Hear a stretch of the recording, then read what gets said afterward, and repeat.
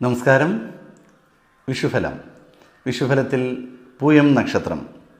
പൂയം നക്ഷത്രക്കാർക്ക് ഈ ഒരു വർഷത്തിലുണ്ടാകുന്ന ഗുണഫലങ്ങളും ദോഷഫലങ്ങളും അതിനുള്ള ചെറിയ രീതിയിലുള്ള പരിഹാരങ്ങളും എന്തെല്ലാമാണെന്ന് നോക്കാം. നിങ്ങൾ പൂയം നക്ഷത്രത്തിൽ ഉൾപ്പെട്ട വ്യക്തിയാണെന്നുണ്ടെങ്കിൽ ഈ പറയുന്ന ഭാഗ്യാനുഭവങ്ങൾ നിങ്ങളുടെ ജീവിതത്തിൽ വരുന്നില്ല എന്നുണ്ടെങ്കിൽ നിങ്ങൾ തീർച്ചയായും നിങ്ങളുടെ ജാതകം പരിശോധിക്കുക. ജാതകം പരിശോധിച്ചിട്ട് ഇപ്പോഴുള്ള ദശാപഹാരം ഏതാണെന്ന് മനസ്സിലാക്കുക. കൂടാതെ രാഹു, കേതു, വ്യാഴം, ശനി എന്നീ ഗ്രഹങ്ങളുടെ രാശിമാറ്റത്തോടുകൂടി നിങ്ങളുടെ ജീവിതത്തിൽ വരുന്ന ഗുണഫലങ്ങളും ദോഷഫലങ്ങളും എന്തെല്ലാമാണെന്ന് മനസ്സിലാക്കുക.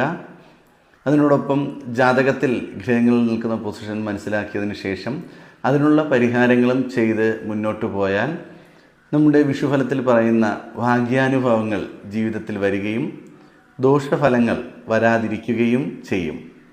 അപ്പോൾ ഇങ്ങനെ നിങ്ങൾക്ക് ജാതകഫലം അറിയുന്നതിന് വേണ്ടി വാട്സാപ്പ് നമ്പറിലേക്ക് മെസ്സേജ് അയക്കാവുന്നതാണ്. സ്ക്രീനിൽ കാണുന്ന ഈ വാട്സാപ്പ് നമ്പറിലേക്ക് മെസ്സേജ് അയച്ചാൽ മറുപടി നൽകാവുന്നതാണ്.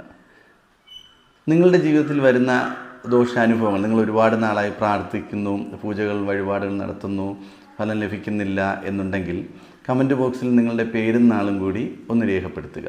കാരണം എല്ലാ മാസങ്ങളിലും നടക്കാറുള്ള ത്രിമൂർത്തി ദേവി സർവകാര്യസിദ്ധി പൂജയിൽ നിങ്ങളുടെ പേരും നാളും ഉൾപ്പെടുത്തുകയും നിങ്ങൾക്ക് വേണ്ടി പ്രാർത്ഥിക്കുകയും ചെയ്യും. കാരണം എന്താണെന്ന്, ഇപ്പോൾ ജോലി കാര്യമാണോ അല്ലെങ്കിൽ വിവാഹമാണോ വിദ്യാഭ്യാസമാണോ അതും കൂടി ഒന്ന് രേഖപ്പെടുത്തുക.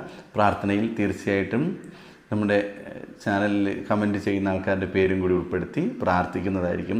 നിങ്ങളുടെ ജീവിതത്തിൽ ചെറിയൊരു മാറ്റം സംഭവിച്ചാൽ, നമ്മുടെ പ്രാർത്ഥന കൊണ്ടൊരു ചെറിയൊരു മാറ്റം സംഭവിച്ചാൽ അത് നമുക്ക് ഏറ്റവും വലിയൊരു സന്തോഷം തന്നെയായിരിക്കും. അപ്പോൾ തീർച്ചയായിട്ടും എല്ലാവരും പേരും നക്ഷത്രവും കമൻറ്റ് ബോക്സിൽ രേഖപ്പെടുത്തുക. ഈ ചാനൽ ആദ്യമായിട്ടാണ് കാണുന്നു എന്നുണ്ടെങ്കിൽ ചാനൽ സബ്സ്ക്രൈബ് ചെയ്യുക. പൂയം നക്ഷത്രക്കാർക്ക് ഈ വർഷത്തെ വിഷുഫലത്തിൽ നിങ്ങൾ വിദ്യാർത്ഥികളാണ് എന്നുണ്ടെങ്കിൽ ചെറിയ രീതിയിലുള്ള മാർക്കിന് കുറവ് വരുവാൻ സാധ്യത കൂടുതലായി കാണുന്നുണ്ട്. അപ്പോൾ അഡ്മിഷൻ്റെ കാര്യത്തിൽ പേടിക്കേണ്ട ആവശ്യമൊന്നുമില്ല. നിങ്ങൾ പ്രതീക്ഷിക്കുന്ന മാർക്ക് ചിലപ്പോൾ കിട്ടാതെ വരാൻ സാധ്യത ഉള്ളതിനാൽ അഡ്മിഷൻ്റെ കാര്യം വരുമ്പോഴേക്കും നിങ്ങൾ മറ്റൊരു ചോയ്സിലോട്ട് പോകാതെ ആദ്യം കിട്ടുന്ന ഒരു ഏതാണോ അഡ്മിഷൻ അതിൽ അഡ്മിഷൻ എടുക്കുകയും വിദ്യാഭ്യാസം തുടരുകയും ചെയ്യുന്നത് നല്ലതായിരിക്കും. അല്ലാത്ത പക്ഷം ചിലപ്പോൾ നിങ്ങൾ ആഗ്രഹിക്കുന്ന വിഷയത്തിൽ കിട്ടുകയുമില്ല, നിങ്ങൾക്ക് വേറെ ഒരു കോഴ്സുകളിലും കിട്ടാതെ ചിലപ്പോൾ മാനസികപരമായ ബുദ്ധിമുട്ട് അനുഭവിക്കേണ്ടി വരും. അതുകൊണ്ടാണ് ആദ്യം ഏത് വിഷയത്തിലാണ് അഡ്മിഷൻ കിട്ടുന്നത് ആ അഡ്മിഷൻ എടുക്കുകയും